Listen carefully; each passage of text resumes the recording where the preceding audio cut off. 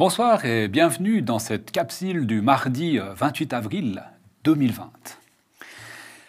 Ce soir, on va prendre un parcours biblique autour dans l'épître des Galates. Et puis, il y a une parole dans cet épître que Paul a écrit qui m'a toujours un peu travaillé, interpellé, et que j'ai trouvé toujours un peu étrange. Lorsque Paul dit que Jésus nous a libérés pour la vraie liberté. Qu'est-ce que ce passage veut bien me dire aujourd'hui? Celui qui est libéré de prison, il est vraiment libre. Est-ce qu'il y aurait une autre liberté à découvrir? Il est plus prisonnier. De quoi y aurait-il autre chose encore à découvrir comme liberté? Celui à qui on a remis sa dette n'a plus de dette. Il est libre de sa dette. De quoi Paul veut-il me parler en me disant que Jésus me libère pour une vraie liberté? Y a-t-il différentes sortes de liberté? Et s'il me libère, de quoi me libère-t-il? Alors nous allons prendre un texte qui se trouve dans les Galates, comme je vous le disais, Galates 5, à partir du verset 1 jusqu'au verset 18, un texte relativement long, et puis comme on connaît Paul, c'est toujours un petit peu bien tassé comme ça, mais on va juste s'arrêter sur un ou deux éléments de ce texte dans une petite réflexion qui suivra, juste pour préciser en fait le contexte dans lequel ce texte a été écrit ou cette lettre a été envoyée.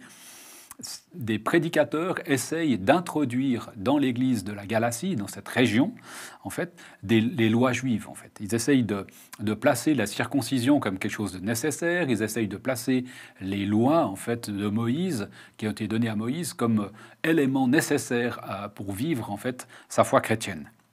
Et Paul, à juste titre, va, à mon avis en tout cas, va intervenir assez vivement dans ce débat. Donc je vous invite à cette lecture qui se trouve dans le livre des Galates à partir du verset 5, à partir du verset 1. Pardon.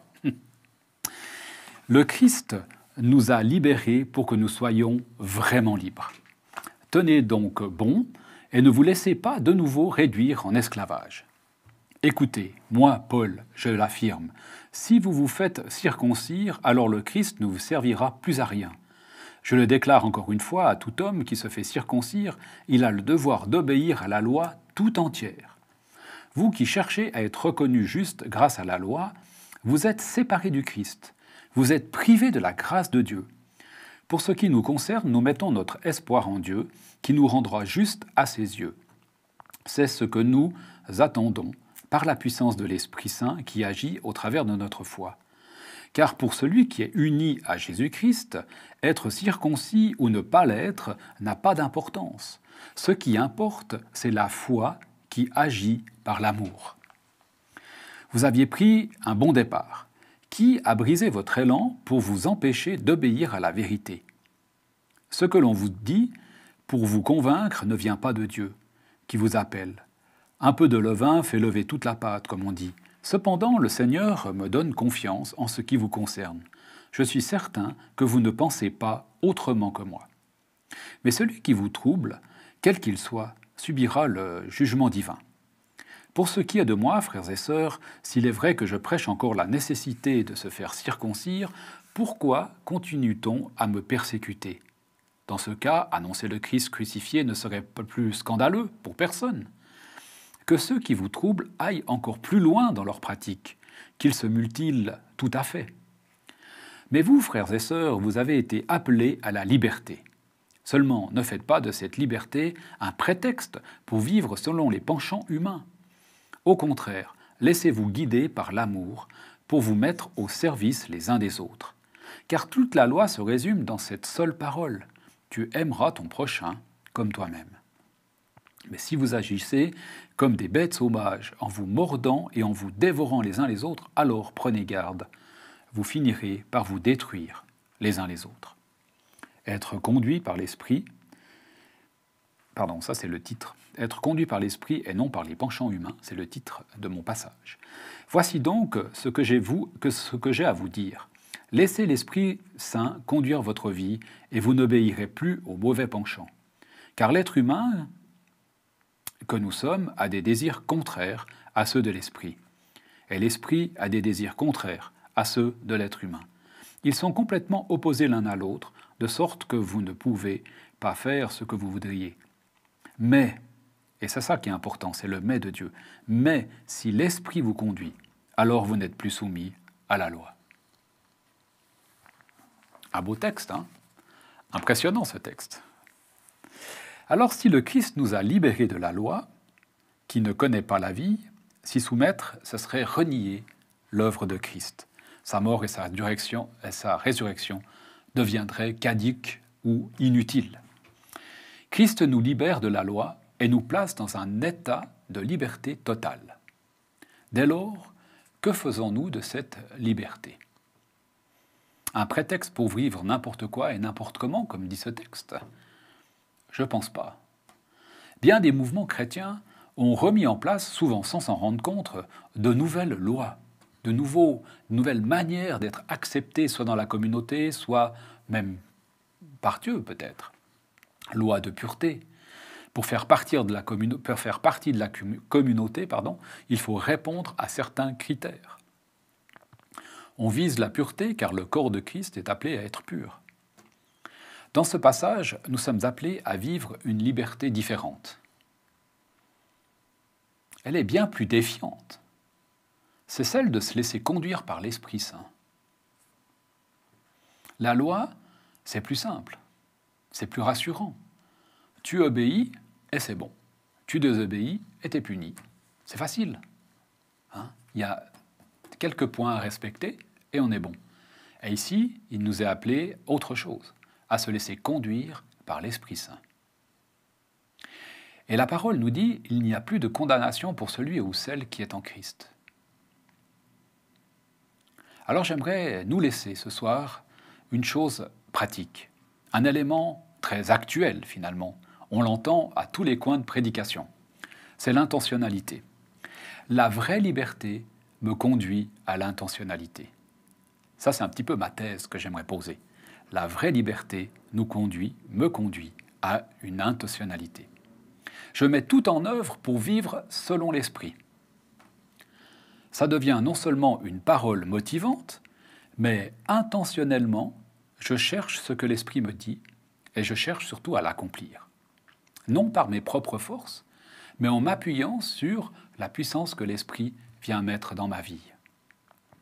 C'est hyper déstabilisant, mais je crois que c'est ça la vraie liberté, en fait, à laquelle nous sommes appelés. C'est l'étape suivante, en fait. On est libéré pour entrer dans cette liberté-là. Liberté intentionnelle de vivre selon l'Esprit, d'être conduit par l'Esprit. Je suis libéré de ma dette. À partir de là, mon intention est de rester dans les chiffres noirs, si je peux dire ça comme ça. Je ne sais pas s'il y a des chiffres rouges et des chiffres noirs dans le royaume de Dieu. Je pense que l'image a ses limites, mais voilà. Et la manière de rester dans les chiffres noirs, si on garde l'idée, c'est d'être conduit par l'Esprit. Ça demande un investissement conséquent. Ça va me demander des changements. Et je vais probablement risquer de temps en temps de ne pas tout à fait bien comprendre. D'ailleurs, il a été dit dans la parole, Paul il a déjà placé un peu le contexte. Il l'a dit, vos pensées, il y a une distance énorme entre ce que pense l'esprit et puis ce que pense l'être humain. C'est un apprentissage. C'est un apprentissage et le maître d'apprentissage, c'est Jésus-Christ lui-même. Ce n'est que par le pratique qu'on va y arriver. Il n'y a pas de théorie, il n'y a pas de mode d'emploi, il n'y a pas de tuto sur Internet pour comprendre et pour pouvoir vivre cela. C'est vraiment dans la relation avec ce que nous dit la parole, avec ce que met l'Esprit en nous, qu'on va réussir à se laisser conduire par le Saint-Esprit, qu'on va y arriver. Et j'allais dire, profitons de ce temps au ralenti, de ce temps de confinement pour exercer à vivre, pour nous exercer à vivre selon l'Esprit. Ce qui est vraiment magnifique, je trouve, dans cette manière de vivre et d'être conduit selon l'Esprit, c'est que c'est d'abord une question de relation. C'est une question de relation. C'est être en dialogue avec le Père, avec Jésus, par l'Esprit. Et je crois qu'on revient à une capsule qu'on a fait la semaine passée, je pense, où il était question de continuer le dialogue ou la conversation avec Jésus. Et bien voilà, là on est typiquement dans ce type, dans cette direction-là, quoi. Être en dialogue avec le Père, avec Jésus, par le Saint-Esprit. se laisser conduire par le Saint-Esprit. C'est intentionnellement écouter et agir selon ce que je comprends, ce que suggère l'Esprit. C'est vivre une intelligence renouvelée, selon Romains 12.2. Laissez-vous renouveler dans votre intelligence. Ce n'est en tout cas pas mettre notre cerveau sur off et bêtement, j'allais dire, obéir comme un bon petit robot ou un bon petit soldat. Non. Dieu nous a créés avec une intelligence, il nous a créés avec une sensibilité, avec des dons, avec une créativité, et tous différents les uns des autres. Et il veut en tout cas pas effacer tout cela et nous rendre tous semblables, en fait. Au contraire, il veut que nous devenions vraiment nous-mêmes, que tu deviennes vraiment toi-même, en te laissant conduire et inspirer par ce que l'Esprit veut te donner. Parce que ce qu'il veut te donner, c'est 100%, voire même plus, adapté à qui tu es vraiment, au fond du fond de toi-même. Il veut même aller plus loin et nous libérer totalement de tout ce qui nous retient prisonniers. Et il y a souvent des choses qui nous retiennent prisonniers. On n'en est pas toujours conscient. Permettre que nous mettions notre volonté en marche pour vivre selon ce que l'Esprit nous invite à vivre, selon ce que l'Esprit t'invite à vivre. Alors un petit appel ce soir, ou un petit rappel ce soir. Si dans ta vie tu ne te sens pas 100% libre, j'aimerais juste rappeler que le conseil pastoral, nous sommes à votre disposition. Nous sommes à ta disposition. On est là pour ensemble chercher dans la prière, partager, dans le partage, dans le dialogue, voilà, quelles sont peut-être, ou quelle est l'étape actuelle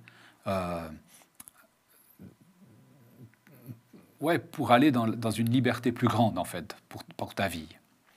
Jésus a donné sa vie pour que tu sois vraiment libre. Alors ne passe pas à côté de ce cadeau qu'il te fait, parce qu'il t'aime tellement qu'il a vraiment envie que tu puisses 100% devenir qui il t'appelle à être. Alors, en guise de conclusion, j'aimerais relire avec vous le dernier petit bout du passage de Galates qu'on vient de lire, les versets 16 à 18. Je vous les lis juste comme ça. « Voici donc ce que j'ai à vous dire. Laissez l'Esprit Saint conduire votre vie, et vous n'obéirez plus aux mauvais penchants. Car l'être humain que nous sommes a des désirs contraires à ceux de l'Esprit, et l'Esprit a des désirs contraires à ceux de l'être humain. Ils sont complètement opposés l'un à l'autre, de sorte que vous ne pourrez pas faire ce que vous voudriez. Mais si l'Esprit vous conduit, alors vous n'êtes plus soumis à la loi. » Mais là, on voit vraiment le défi de l'opposition entre ce que nous désirons et ce que l'Esprit désire. Et c'est là tout le défi, en fait. Et c'est là tout l'enjeu. Et c'est là tout le travail. Et c'est là toute l'intentionnalité qu'il faut mettre. C'est rechercher à comprendre ce que l'Esprit veut faire et qui va souvent tellement à l'opposé de ce que nous, on aimerait faire. Voyez ? Ça, c'est le beau défi que j'aimerais nous poser ce soir, en cette fin de journée.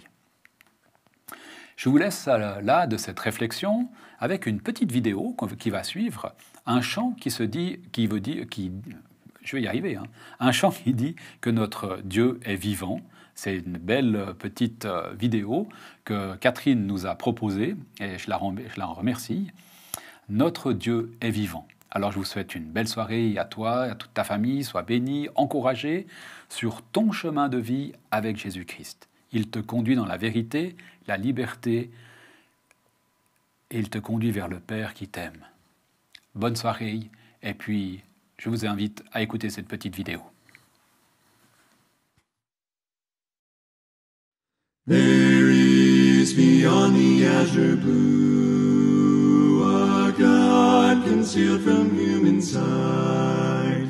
He tinted skies with heavenly hue and framed the worlds with His great might.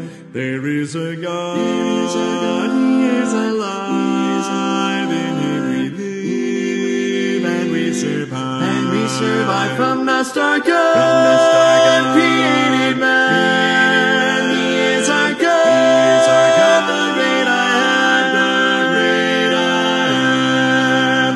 There was a long, long time ago a God whose voice the prophets heard, He is a God that we should know, who speaks from His inspired word. There is a God, He is alive, He is alive, in Him we believe, and we survive from the start created man. He is our God, the great I am, secure is life from mortal mind. God holds a germ within His hand. Though men may search, they cannot find, for God alone does understand. There is a God, He is alive, in Him we believe, and we survive from the start created man. He is our God, the